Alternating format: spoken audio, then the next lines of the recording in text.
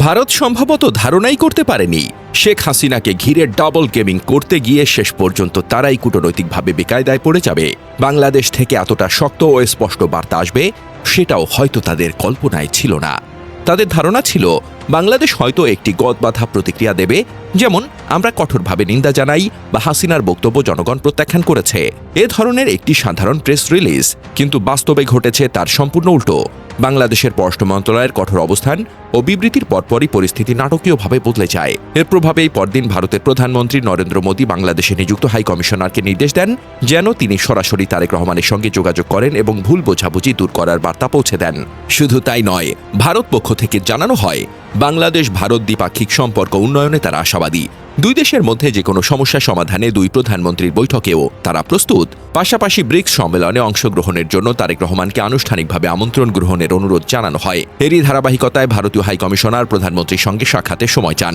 বাংলাদেশ সরকার সেটি অনুমোদন করে এবং আজ সকালে সচিবালয়ে প্রধানমন্ত্রীর কার্যালয় বৈঠকের আয়োজন করা হয়। এই গুরুত্বপূর্ণ বৈঠকে বাংলাদেশের পক্ষ থেকে উপস্থিত ছিলেন পররাষ্ট্রমন্ত্রী খলিলুর রহমান, প্রধানমন্ত্রীর পররাষ্ট্র বিষয়ক উপদেষ্টা এবং স্বরাষ্ট্রমন্ত্রী সালাউদ্দিন আহমদ। বৈঠকে বাংলাদেশ অত্যন্ত স্পষ্টভাবে কয়েকটি গুরুত্বপূর্ণ বিষয় তুলে ধরে।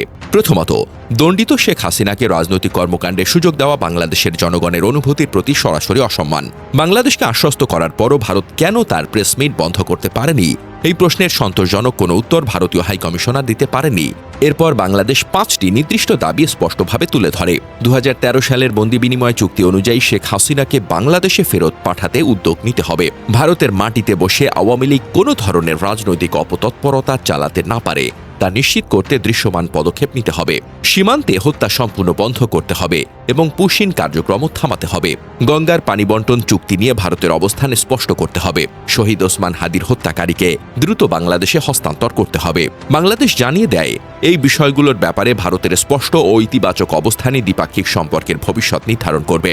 একই সঙ্গে এটাও ইঙ্গিত দেওয়া হয় এসব ইস্যুতে সন্তোষজনক অগ্রগতি হলে তবেই তারেক রহমানের সম্ভাব্য ভারত সফরের বিষয়টি বিবেচনা করা হবে। উল্লেখযোগ্য বিষয় হল, এসব গুরুত্বপূর্ণ বার্তা নিয়ে ভারতীয় হাই কমিশনার আজ রাতেই নয়াদিল্লি ফিরে যাচ্ছেন। সবচেয়ে কৌশলী দিকটি হচ্ছে বাংলাদেশ এখন ব্রিক্স সম্মেলনে যোগ দেওয়ার আমন্ত্রণটি না সরাসরি গ্রহণ করছে, না প্রত্যাখ্যান করেছে, বরং ঝুলিয়ে রেখেছে।